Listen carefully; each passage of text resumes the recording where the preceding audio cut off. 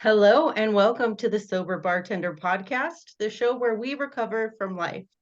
I'm your host, Brandy Kelly, and today I have a guest for you. We've got Christiane Schroeter. Welcome, Christiane. Well, thank you so much for having me, Brandy. I'm really excited to be here today.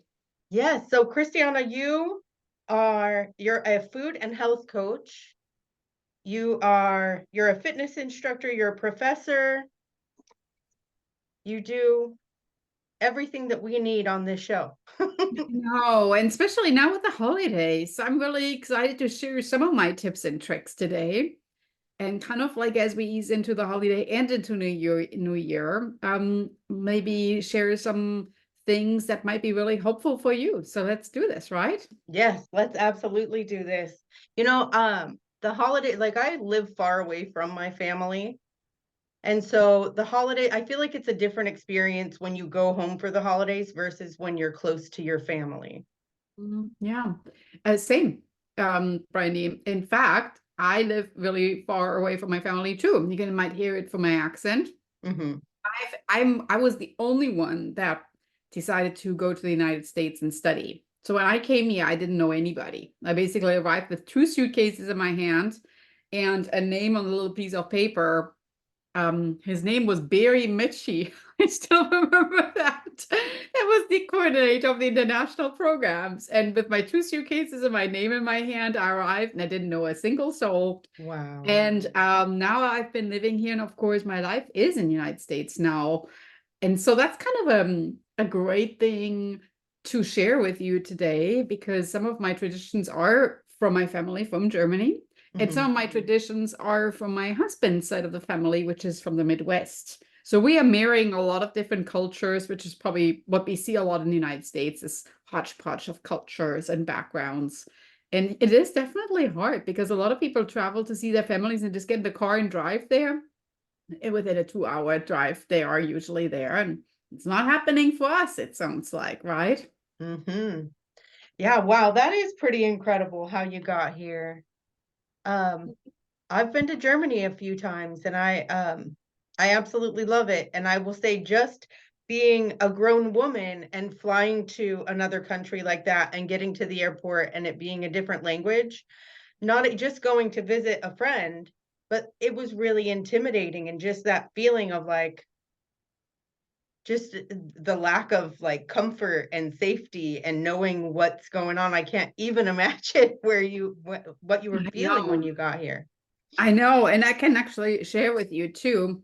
When you go to a foreign country, and even though, my English was really good, and in general, I speak multiple languages. I also speak French and Spanish, and, then of course, German. English is definitely the easiest one out of all those to learn.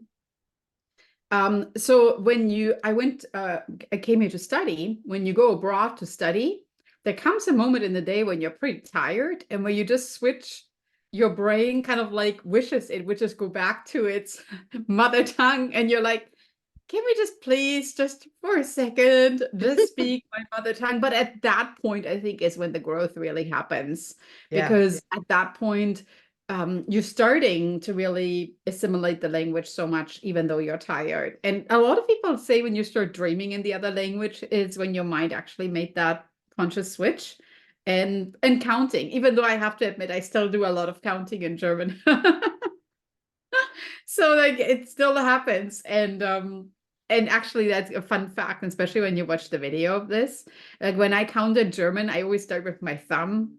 So we Hmm. do 1, 2, 3. And my kids tell me, don't do that because the two looks like loser. And I'm like, well, that's how we count. I can't change it. It's not really loser in German at all. It's just the number two. And Yeah. so in the United States, you do the 1, 2, 3. And I really struggle getting my ring finger up on the three. Maybe there's some genetics in there with our counting. So those are like some fun little things. And especially as we move into the holiday, even more reason to share some of those traditions with my children. So so with the holidays, I mean, Thanksgiving obviously isn't a holiday in Germany, but just with Christmas and everything, how do you prepare yourself and your family for the holiday, both not necessarily, I mean, it's a lot. It's a lot of cooking, it's a lot of Yeah, preparation, it's a lot of mental, emotional. yeah. That's a really great question. So we actually, for Thanksgiving, we go to a friend's house.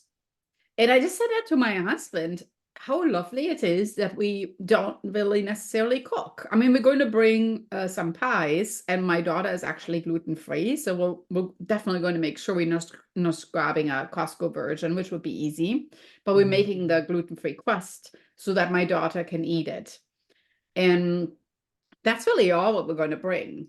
And then my neighbor, because it's a potluck, I think she will make the turkey, but everybody else will bring a lot of the sides. So the beautiful thing is, if you do a potluck or more like a Friendsgiving situation, it doesn't really just put the burden on one person. So that's probably like a really big tip for you. You can ask for help. And you can certainly also, if you have people come over, let them know what they are really good at making. So my friend let me know, she said, I really like when you make pies because you also make those allergen-free situations. It could be dairy-free, it could be gluten-free. Mm. And then more people can eat it. Because most of the time, if you don't say, oh, this is gluten-free or dairy-free nowadays, the one-to-one switch or the substitution is so good that you can't even taste it really. Mm. And in our case, yeah, that gluten-free crust is absolutely divine, and we really love making that. So we don't have a lot of stress during Thanksgiving. And for Christmas, what we decided is that we like opening the gifts one by one. We open it at the evening of the 24th. Mm. And so we usually don't really just like have this like, oh, in the morning I need to get up early and I need to open the gift, this pressure on us.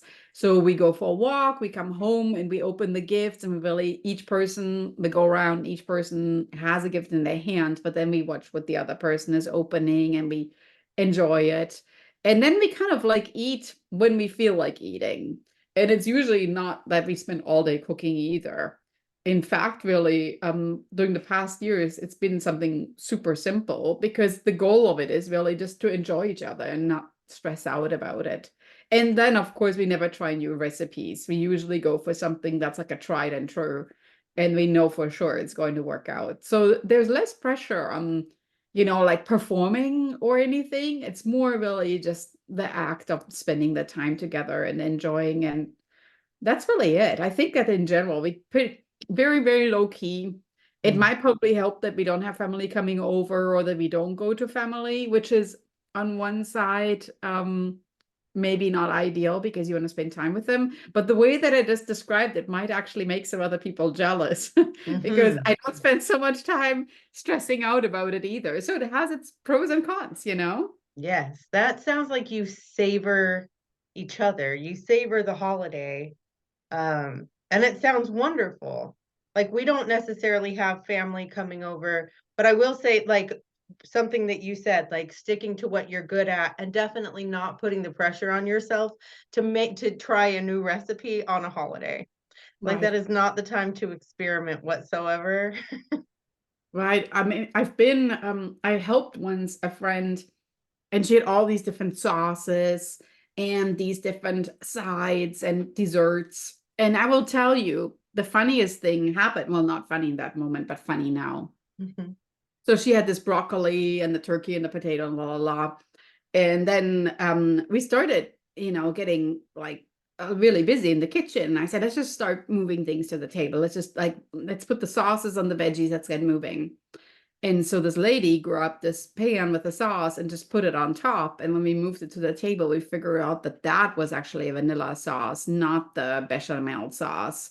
So Oh. it's like she basically moved a dessert sauce on top of the broccoli, which was supposed to be for I think it was for ice cream, for chocolate ice cream. There was a vanilla sauce that somebody made. And in that moment, I thought, yeah, that was just way too many sauces and pans and pots and different people moving into this. Now we're laughing about it because that broccoli with that vanilla sauce was pretty atrocious. I can tell you that was not something I would ever recommend anybody doing. I'm like, "Man, But I like sweets." That sounds, I'd try but it. at the same time, we were kind of laughing too because it was like, why did we do this? Why did we put this on ourselves to have because every sauce required a different pot, and then every vegetable and every side required another thing. And then, of course, it's not just the eating, you also have to clean all this up, right? Yes. So I said, let's not do this again. Let's think this strategically through. Maybe we can prepare meals where you need one pot or two pots, and where you can maybe use the same plate for everything, and you don't have all this silverware and all these different plates that come out, because it's really not fun then afterwards to look at the kitchen and think, what happened here, right? Yes. And I'll tell you, simplifying it, like it's common sense, but like my brain doesn't go there. Like we're gonna cook Thanksgiving dinner for the first time. My husband and I have always, been guests at Thanksgiving, but never hosted. We've never done a full dinner on our own. Be And amazing. um, yeah, my brain is telling me that I want to do all of these things. And so I got really overwhelmed at the grocery store and I wanted to get there early to make sure the turkey's thawed. And he's like, Yeah. why are you not having fun? Like this isn't fun and you don't need to make all those things and those things we don't like. And we're having some kids over that aren't going home for Thanksgiving. He's a baseball coach. So we're just having Awesome. some of the players come that won't be with their families. College kids love all the food you give them. They're not going to be unhappy. It's just that idea of like perfection that we get in our minds. And I think that's why it's so important for us to take care of our mental and emotional states and give ourselves a break during this time. You're bringing up such an important point, because when I was an international student, there was a professor who walked around Tuesday and maybe even on Wednesday before Thanksgiving. And he would ask every single international student, he said, do you have a place to go? Do you have a place to go? Do you have a place to go? And at the beginning, I was like, what do you mean, like, place to go? Like, I mean, I'm just going to my apartment, Yeah. But what he meant was on Thanksgiving. Mhm. And then it became a tradition. We would always go over to his house. And I would even, bring my husband along, who, could have probably visited his family or anything. But then again, you have to fly there, because we lived in Indiana and he's from Kansas originally. So those are also not, super short distances. Yeah. So we would go to his home. And I can tell you that all the international students that had gathered at his home, no, we didn't care what food he prepared. We were so honored that he asked us to come over, and we were like, he wants to spend the holiday with us. To us, it was just so special to do this. And then, of course, he had this beautiful home. And especially when you're a student, you're living in a dorm or in a Yes. where you're sharing with a bunch of people in the kitchen.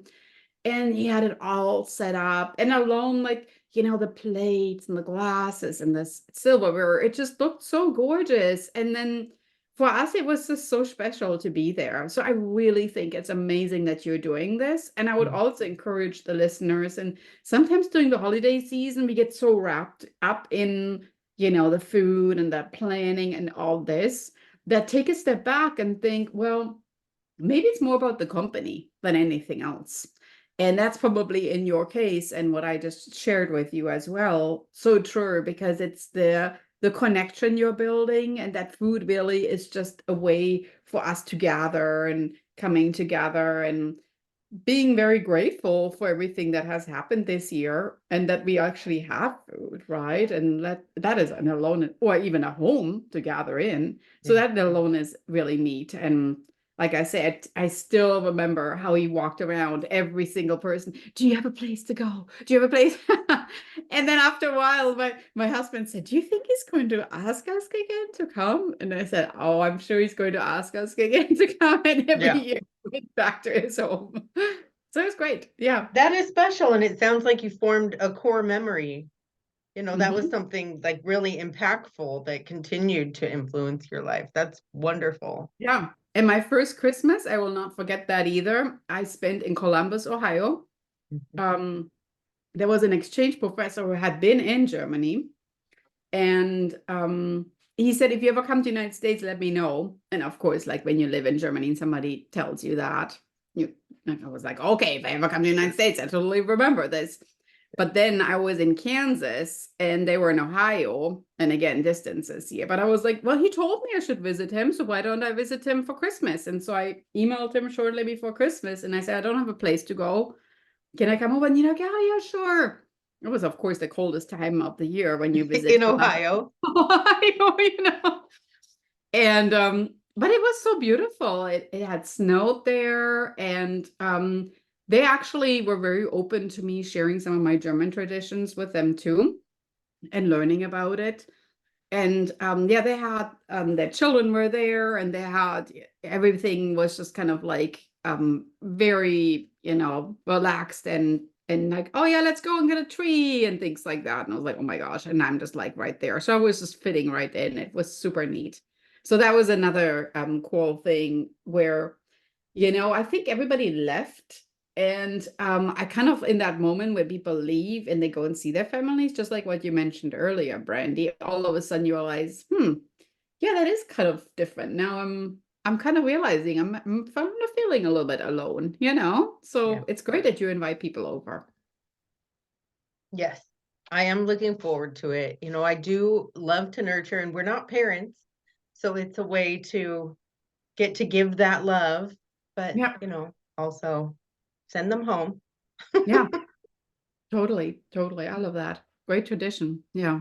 Yes. So I do find like this time of year, I have started back up with my fitness. I feel like that really helps Hmm. my my mental health is just moving my body and feeling good that way. Because there is something like this is like one of the happiest times of the year for a lot of people. But it's also one of the most stressful. Like my sweet mama, as soon as it gets anywhere near Christmas, she loves it so much that it almost makes her crazy because of all the things that she wants to do and wants to create and wants to give. And I feel like that's a common thing. Very common, very common. I just talked about it with a friend who was off this week for Thanksgiving, and she was like, "Oh yeah, we're trying to squeeze in as many things we can to kind of like create memories." And I was like, "Ooh, I mean, it's kind of like it sounded good because the memories thing, but at the same time, the whole squeezing thing." So I sit down with my kids in the morning and we look at our calendar and we think a little bit, all right, so we have uh like maybe one thing, maybe two thing we want to do.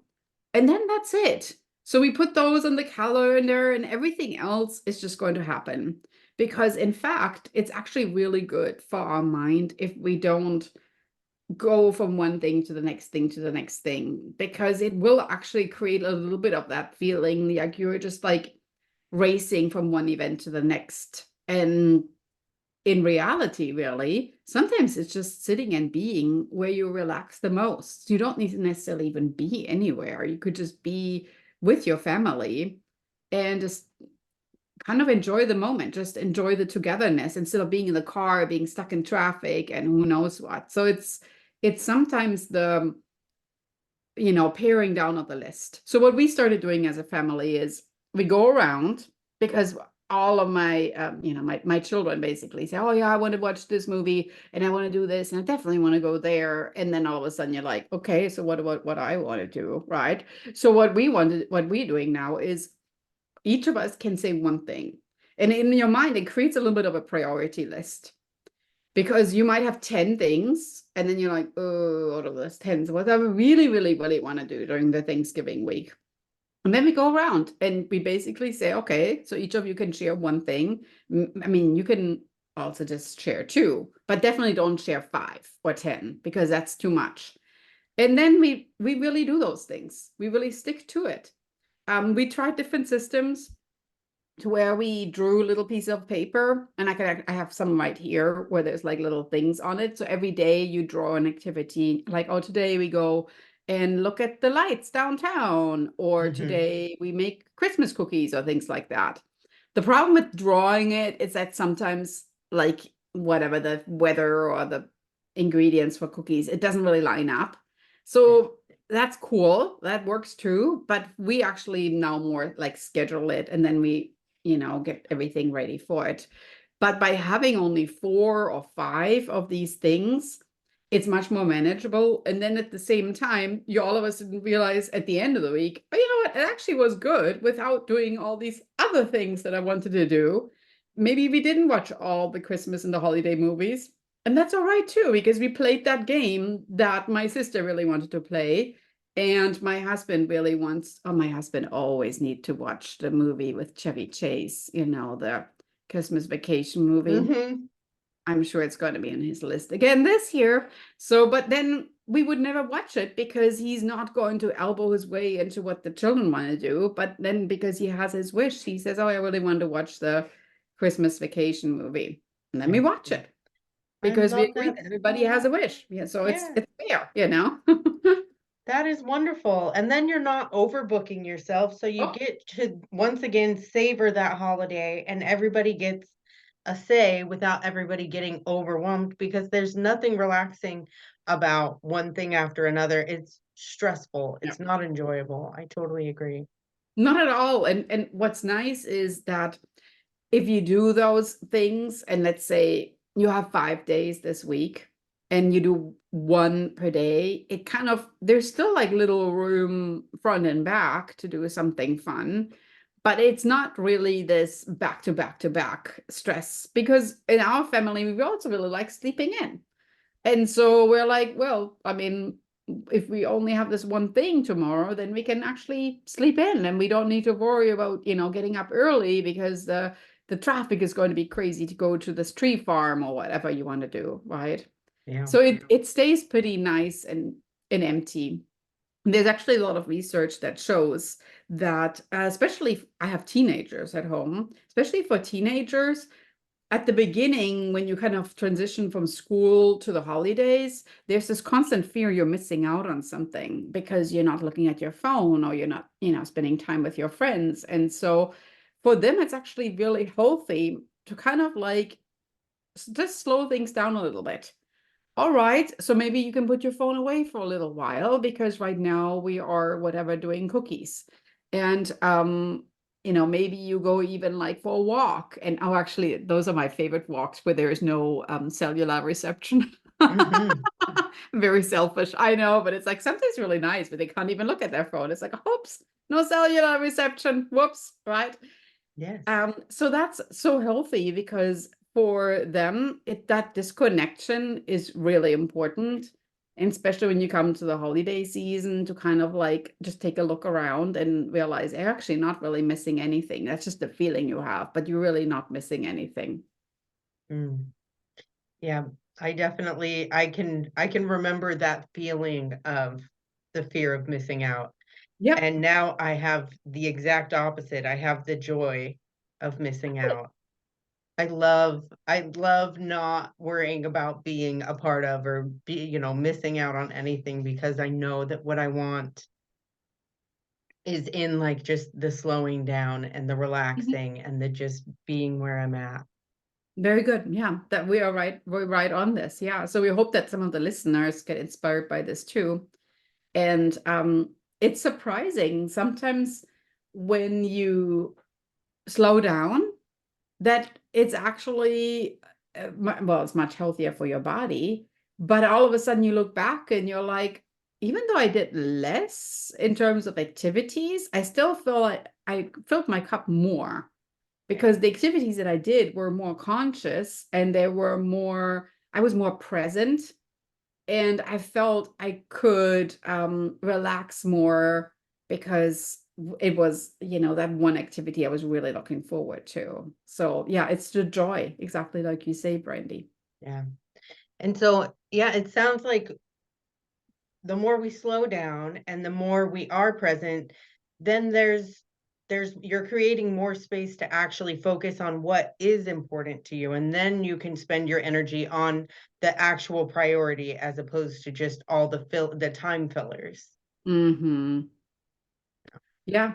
And then of course, speaking of time, um, in general, because I'm a food and health coach, there is a thing that's called convenience food, right? Mm. And sometimes people think because I'm a food and health coach that basically everything I do is I create food from scratch. And I'm like, well, I mean, I am also a smart person, you know? So I would encourage you, like, if you have any, for instance, let's stick to the turkey example right here, right? So instead of maybe buying a whole turkey and then worrying like, oh my gosh, is it going to be thawed? And what do I need to do? And how long? And it can go wrong, it can get dry, or maybe it's not cooked enough. You can just purchase like cut up turkey pieces, and that's what we've done before. And it's actually quite lovely because then you don't have to cut up the turkey either after it's done, right? So Yeah. I would sometimes encourage convenience food. There is a reason why it is convenient, because it also saves your sanity. So stick to some shortcuts as well, because if you feel that the idea of preparing a whole turkey is going to be the make it or break it of your party, and it's that important to you, then I would probably say, well, maybe what else can you do? Because people, they will not really care all that much whether you pull out a turkey from the oven or you have these pre-cut turkey pieces or like scalloped potatoes or something. I mean, I'm just coming from Costco and I'm just surprised, you know, about the variety that they really have now as far as prepared food. So take advantage of it, because this time savings is immense, but it also really saves your sanity. Yeah. And it's almost like, I feel like sometimes we have to give ourselves permission to not do things the hard way. Very much, very much. Yeah. In Germany, it's a really big thing to where if you prepare a cake from scratch, that's the only way to prepare a cake. Oh. So I thought it was brilliant when I came to the United States that a lot of people use box cakes or whatever you want to call it. Mm-hmm. Nowadays, actually, it's also a mental thing, because with the box cake, sometimes you add something or you have to stir a little bit. It still makes you feel you're actually making something. Absolutely. Nowadays, there is more of a permission, like you go, maybe you add some vanilla pudding to a yellow cake instead of just using yellow cake, or you're putting chocolate chips in it, or maybe you're layering it. So play around with it, but you don't need to make everything from scratch. And especially in this particular case, if you have multiple courses going on, use shortcuts when they work and just enjoy it. And by all means, do not apologize for doing that either. And they're like, oh, I know, it's just a box cake. Well, that does really not sound good, right? Be proud of it that you go. Yes. Yeah, I totally agree.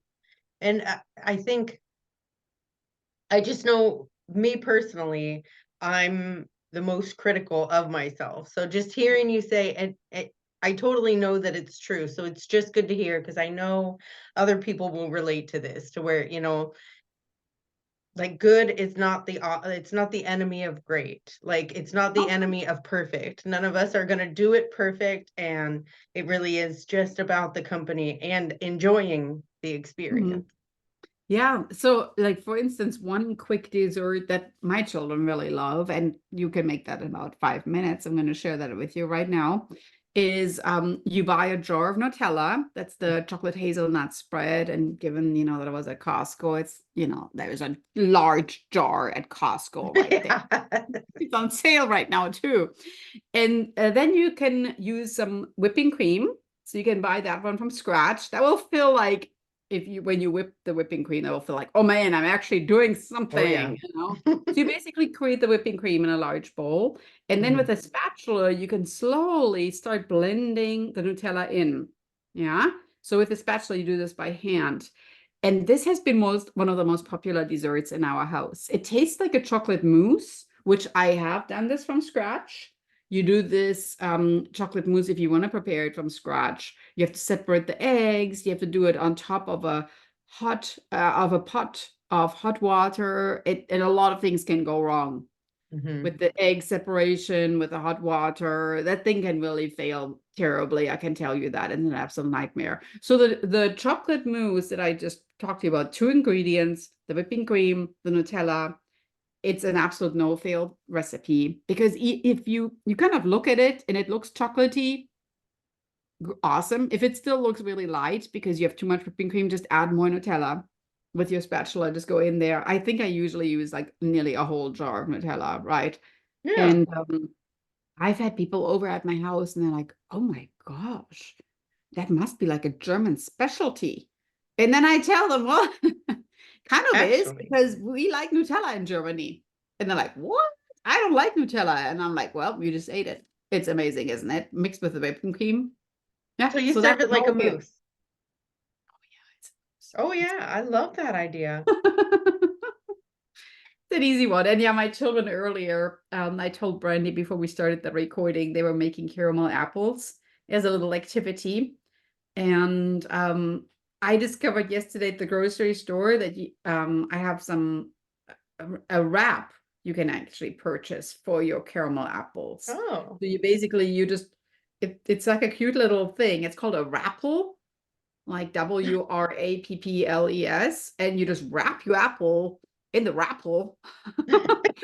And it's super easy. So I'm wondering like how it's actually worked out. The children are on the trampoline right now. We'll ask them later. You will have to let me know. I'm But I curious have to too. let you know about the wrapple on that apple with the caramel, because we tried both versions. We tried the sauce, and I don't know. There's never a golden moment of the sauce being too runny, or maybe it's too thick. Then we have too much sauce, and so I'm curious how the wrapple thing worked out. I have to let you know. No, that's another convenience thing though. So I And I love, was love, totally love cool it. with it. I was like, I'm buying sheets of caramel. Yay me. Yeah. I had it in my mind that I wanted to make you know, a cranberry brie dip and a Mhm. charcuterie board. And, you know, Yes. talking to you, I have these thoughts coming up to where I'm like, you know, they sell these wonderful things in the store. I You. don't have to do all the Oh, things they from scratch. do. So this is what you can do. You just buy some grapes and maybe you decorate the grapes on your little charcuterie board Yes. and it will still look very, very special. Hmm. Or maybe some dried apricots or anything like that, right? Because I always go for color. So I go for Mm. color and I go for texture. And I think that that is really my golden ticket to making a meal look quite fabulous. So today I prepared two different dishes for, oh, I like the balloons there. Who did? That's fun. Two different dishes for one friend who's pregnant. And so she needs some help making food. And another friend who just had a baby. And so, yeah, that's why I went to Costco because I was looking for shortcuts in making their life easier, but also my food preparation for them easier. Hmm. And yeah, I bought a Caesar salad at Costco for one of my friends. And then the other one, I did macaroni and cheese. And so both of those are pretty foolproof recipes, but they're also recipes that they can still eat tomorrow and they will taste regardless. They will taste totally fine. And I got, some help from Costco on the salad front right there. So I'm feeling that in general, they were glad that I helped them out and I bring them meals, but I was also glad that I got lots of help from grocery stores. And so Yeah. take a look there, but then I also got them fresh grapes and I got some other fruits with it. And so that's what I'm going to do. I'm going to dress up the Caesar salad and I'm just going to put a fruit salad on the side and I'm going to bring her some fresh peas with the macaroni and cheese so she has a little bit of green in there. Like I say, I add the color, but then the Hmm. other things are from convenience foods. That's great though. Like it's a perfect point that you don't have to break your back. You don't have to break some Yep. huge sweat in order to be thoughtful and to contribute to other people's lives and help other people. Yeah. Just like what you brought up earlier with having guests over. So both of these ladies do not want to leave their house right now and are not in shape or form to do a lot of things for Thanksgiving. Right. So when I saw the Meal Train come in, Meal Train is an online scheduling software where people basically let you know we would like to get some meals delivered. Yeah. My first inclination was actually Thanksgiving itself. But then they said, oh no, we're fine. So I thought, oh, 2 days before they will reach the Thanksgiving point and they will have leftovers hopefully tomorrow. And then it will help them out, ease that stress a little bit. Especially if you're going through a change or a transition, it helps a lot to have other people reach out for you. So I'm encouraging the listeners or the viewers and kind of like go through their friendship circle or family circle in their brain and think a little bit who might need a little extra help and then reach out to them. And sometimes, and this is my biggest recommendation to you because that happened to me when my father passed away, A lot of people said, "I'm so sorry." That was the first sentence. And then the second sentence was, "Oh, is there anything I can do to help?" And I have to tell you that when you're grieving, you actually don't know Yeah. what people can do to help, because you're like, your brain is so in kind of an emptiness, Yeah. right? That I really didn't actually know what I actually needed, right? So there was one friend, and she just dropped off a plate of cookies in front of my door because she knew I didn't want to open the door. So she basically texted me and she said, "I'm in the car, I'm leaving, but I put something in front of your door." And that was actually really meaningful. So you might have friends that don't even want to spend time with you. That's fair too. You have to give them their space, but maybe you can just drop by and you do a little kindness gift and just offering them something and let them know you're thinking of them. I sent early this week a whole bunch of small little gift cards from Starbucks. They have these Mhm. cute online gift cards. You just text it to people and just let them know you're thinking of them. And that alone is already a big thing with gratitude and kindness that we can all do, and kind of let them know you're on my mind. And I'm thinking I can help you with that. How does that sound? I can watch your children. I could babysit. I can make you a meal. So suggest things. And that will actually make it much easier for that person instead of coming up with a list themselves, because you're already helping. Yeah, because that's the thing is when you're thinking about, well, who needs help? Sometimes you can't think of that because you're the person that needs help, but you have no idea where You don't you even even know need what help you because need. you don't even want to function. And Exactly. so I think it is a great recommendation that we do just do a mental checklist of the people that are around us and just think, how can I make their life, how can I brighten their day, or how can I make their life a little bit easier? Yeah. I And love those then things. the other thing that I always love is, speaking of lists or reaching out or letting people know, is sometimes when you are invited to a certain event, it's people ask me then, they say, "Oh, are there certain things you would really like to eat, or things that you really don't want to eat, or is there something I can prepare you in terms of games, drinks, anything?" And so they're like, "Whoa, I mean, I'm really thinking about this," right? And especially with allergies, it's so helpful when people ask, is there something that you're allergic to? And I mean, I know a lot of children have nut allergies or anything else, so it's probably very considerate because you're going to a house and they might have foods that you are highly allergic to. Mhm. But I also want to encourage the listeners and the viewers, of course, if there's something that you really want to eat, and like, I'm a big salad person myself as a health coach, and there are certain ways that I prepare the salad that I just like the way that I prepare it, right? I have no problem in making a salad and taking it with me to a party. And I might make a little bit more so that if somebody else says, "Man, that looks really good." A lot of people say this, and I'm like, "Here, go for it. You can have some," which is sharing, which is really neat too. But don't be embarrassed about doing this. At the beginning, when I started doing this, my children actually were like, "Mommy, you can't do that." And I said, "The reason for that being is what? Why can I not do that?" I mean, I understand I can take it to a restaurant because that's Yeah, weird, because I'm purchasing food. But if I yeah, go to a friend's house and I'm bringing my own food, what's the problem with that? And then they were like, "Well, it's just awkward." And I said, "It's only awkward if you make it awkward." yeah. You get to decide if it's awkward or not. If you feel it's awkward, yeah, for sure it's going to be awkward. But otherwise, just go with it. Yeah, I So love we that. bought a cute little bowl, right? And we put like a clear wrapper on it because people shouldn't think like it's a secret. Like, "Ooh, what is she bringing there?" Right? They put a clear wrapper on top. And actually, a lot of my friends now know. I ride with my salad under my arm and I just kind of put it there. And I'm like, "Okay, where are we all sitting?" So I usually just put it somewhere close to my place.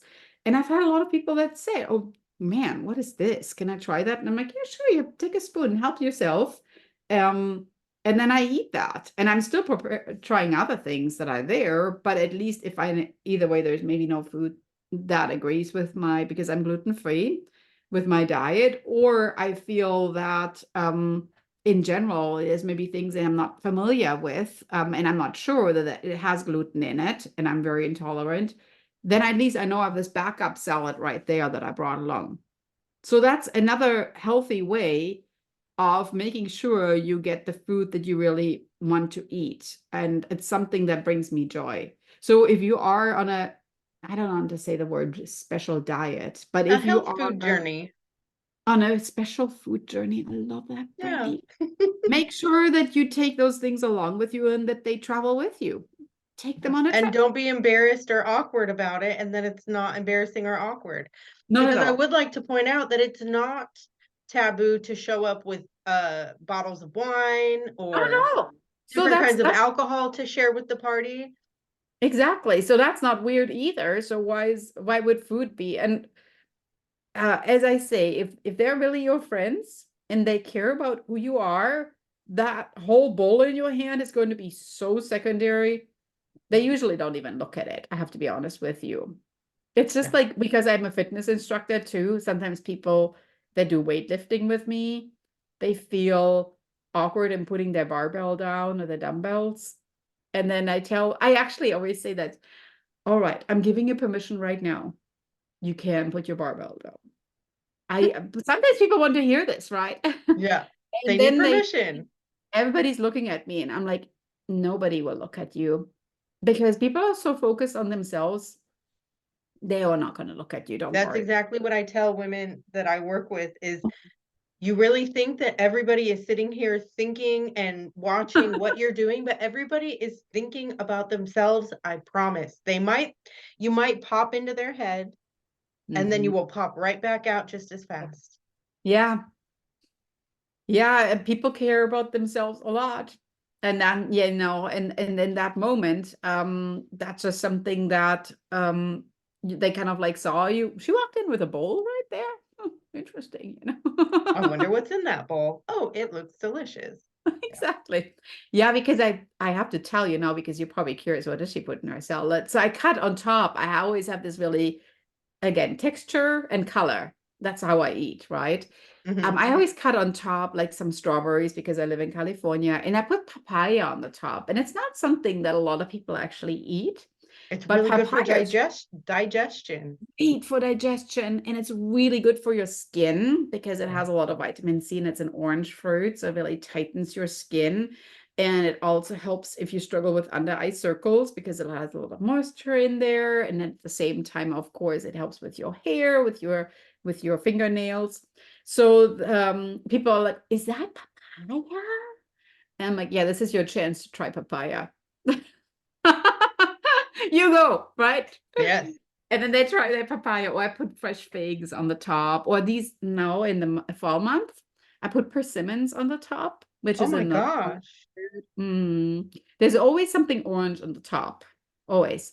And then again, the texture, so like the leaves, maybe something crunchy, but also something soft, like a spinach mixed with the romaine. Mhm. And then maybe carrots and radishes, which are more crisp, mixed with the tomatoes. So you're gonna play around with it, but overall you want to feel like you're eating the rainbow. And you don't want to feel like, sometimes people are like, is that kind of like eating like feeling like a bunny, or like a like a salad looks so healthy. No, you can put nuts in it, cheese on top. You can play around with it, whatever you feel is adding protein or texture that you're going for. Yeah. Yeah, I've been getting kind of I've been experimenting with my salads to just make them more desirable. And it's cutting up strawberries, it's slicing up apples. I kind of look at what we do at the restaurants I've worked at and what Exactly. makes those salads so good and then done my own take on them. So I'll get the teeniest little block of like some fancy goat cheese or something. And then I just will shred a little bit to sprinkle on the top, Mhm. some nuts or I got some chia seeds and just Amazing. That sounds perfect right there. mhm. Yeah, that's a really good recommendation. Look at the salads you eat in restaurants. Yeah. And if you don't go to restaurants, I guess you could always Google them. And because usually the ingredients are right there online. Or look on Pinterest, get some ideas there. I have a whole bunch of recipes on my website too for different things. Take a look there and find some ideas. And it could just be like, oh, I didn't even think about adding that. Yeah. Yeah, like you just said, I never even thought about adding papaya or adding figs. I have a friend that's a farmer here in town, and Mhm. I was like, I would love to get some of your stuff, but I also don't feel like I would use it. I don't want to go and get these precious things that it's different when someone's grown them than when you go to the grocery store. Not that I ever want to waste food, but it feels just totally different getting Mhm. it from the farmer. And I'm like, I don't want to get it unless I know exactly what I'm going to make with this. So, Yeah, so I have a fig tree in my backyard here in mm, California, and I can tell you actually two pieces of advice for a fig right now. The skin of the fig tends to, it can lead to an upset stomach, right? So be very careful because I used to go and just hang out by the tree and just eat the figs, yeah, which is great. So my first piece of advice is peel the fig, and okay. it helps. It has that shape, so helps with digestion a lot. The second piece of advice is think a little bit when you peel it about the little seeds in the fig of being a little bit of it's not like a peeling that you add to your skin. It Oh, actually really is great for your digestive system because these little seeds literally go through your colon and through your digestive system, and they kind of like scrub things out there because there's a lot of fiber in there. But at the same time, these little seeds kind of like go through there, like in car wash, like boop, boop, boop, boop, boop, yeah, and that's a great or visual. like those bottle brushes, like Yeah, okay. Okay, so this is how it works. So when you eat the salad, which has the fiber with the figs, it really makes it's kind of, I use this term a lot in my coaching, detoxification. It really detoxifies you. Because it makes your digestion so much easier during the month where you're going to be struggling with other heavy meals. And so think a little bit about the balance. So if you had a heavy meal for lunch, maybe this beautiful detoxifying salad with the spinach or the fig or the papaya adds that little kickstart to your digestion, waking up on the next day and just kind of like feel like you're flushing things out, you know? I love that. I like to break my fast with a salad. Like when I'm Yes. being mindful, that's what makes sense. Whereas when I'm in a hurry, I just go for whatever is there and whatever is Mhm. ready. But Yeah. Yeah. And, thinking ahead and having those things is for wonderful. sure. And what's nice is you could even, peel the fig and add them as a sweetener into a smoothie, because they have that, especially when they get a little more ripe, they have that natural sweetness. And I get Mm. that question all the time in my coaching. They're like, well, but fruit has so much sugar. It's like, well, that's more like natural sugar. It's Yeah, not, and there are some fruits that are higher in sugar than others, and we have yeah, really handy ways of figuring out which ones are which. We have this whole interweb at our hands' reach exactly. where we can. So don't worry about eating fruit, sugar or fructose. More think about the fact that other sugar is, synthetic sugar. So if you want to do what a lot of people call clean eating or whatever, that's really what you have to think about. How much work came into the white sugar to make it white and to Mhm. come into its current stage. It's gone through a lot of processing. So like sometimes even the fact that we eat the salad and it's more raw, it's more closer to its stage of how it has been grown, is already much better for the body than eating something that's more prepared and it's been a long ways away from its original production stage. Absolutely. Because you don't realize how much sugar is in all of the food that we eat, especially processed food, until you try not to eat sugar. Because I've cut out alcohol and I've now recently quit vaping and I've Good. cut these coping mechanisms out of my life. Yeah. Sugar is something that has always been a factor. That's always been a go to for me. And so, really trying to be mindful of my sugar intake. Um, Yeah, it's yeah. not easy. And it's in so many things like, cereals, um, tomato sauces. It's in everything. It's like the most random things. You have to turn it around and you're like, oh gosh, there's sugar again. Yeah. Yeah, so this is a great piece of advice. Yeah, looking at it and becoming more conscious of it. Yeah, and natural sugars are not the enemy because really it's all the processed sugars. Hmm. Yeah, That if you have to read a label, really look at that. I agree. mhm. But I have learned, I've noticed now, instead of just constantly going for sugar, I've really recognized my relationship with sugar, that the little peak that I get, the little high that I get is not worth the crash that I get, because my energy, especially during this time of year, is precious. Like I have things that I'm working on and that I'm doing, so I can't afford to crash and burn midday. Yeah, and then of course, it's if you want to go for a piece of, let's say, dulce de leche or that chocolate mousse I told you about, right? Maybe just eat a little piece and just savor the moment. Mhm. It's sometimes also the portion sizes that are just so crazy, especially during the holidays. So here's another big piece of advice, because I teach in health coaching. Use the smallest plate possible for your desserts, right? So don't load it on a large dinner plate, because if you want to take a small piece, it's going to look really small on a large plate. But now let's say you grab a small plate, like a little salsa plate, and you put a small piece on there, it's going to fill that whole plate. It's actually going to feel like you grabbed a full-fledged dessert, right? And maybe you just got half a piece of cake, or maybe Mhm. you got one spoon of that chocolate mousse. And that's amazing. So you still participated, you don't restrict, you don't need to say, no, I'm on a diet. That's really horrible, actually, anyway, because you're going to feel you're missing out on things. So if you Mhm. feel you're missing out on things and you truly would like to eat something, just eat a little bit of it and really eat very slowly, intuitively, savor the moment, and put it on a small piece. Or same with drinks, use the tall, skinny glasses instead of the short, squatty ones.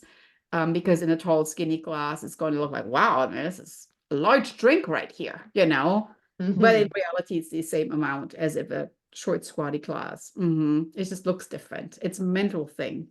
That's wonderful advice, and I'm gonna use that small plate because I'm not one to skip dessert. Love it. Do And I it. do remember last year, I went to a Christmas party. We had just moved here. I had got invited. My husband and I went to like a big Christmas party some customers threw. And I went to the dessert table before because, like I said, my coping mechanism, I got a big dinner plate and I Um, went and I got one of each dessert before I even would have dinner. yeah, And this so year's, yeah. yeah, think a little bit about starting your order with something very light, Mhm. like that salad, or you talked about the spiced up salad with your goat cheese situation there. That sounds amazing. And then kind of working your way and really eating the dessert at the end there. Oh yeah. Yeah. I Great. love just the progression of a year because, just when you're feeling unsettled, it seems like we reach for the unhealthy. So Oh yeah. this this year we're reaching for a small plate at the end of the meal. So many good tips here. Love it. Yes. It's been so great talking to you. I want to let people know how they can reach you. Will you let us know how people can find you? Yeah, so please, I can actually share some of the recipes with you as a little freebie. Oh, you know what? I have an amazing freebie where you can create, especially during the holidays now, some daily habits. So those are some little, it's a checklist that you can use. So those are some little things you can weave in as you're going through the holidays, because we don't need to wait for January 1 to start and kickstart New Year's resolutions. We can already start now, right? So I will share that with the audience, and check out my website for more recipes as well. It's hellohappynest.com. The nest as like your body is your nest, and you are hello happy nest, Mhm. all Love in it. one word. You can find me on Instagram at hello.happy.nest. And of course, on YouTube, I post a lot of fun videos where I'm showing interviews or different workouts right there on YouTube, 5-minute workouts. Check those out. My YouTube channel is Hello Happy Nest as well. And I would love to connect more. Thank you, Brandy. Yes, thank you. Thank you so much. And I look forward to talking to you soon. Thank you.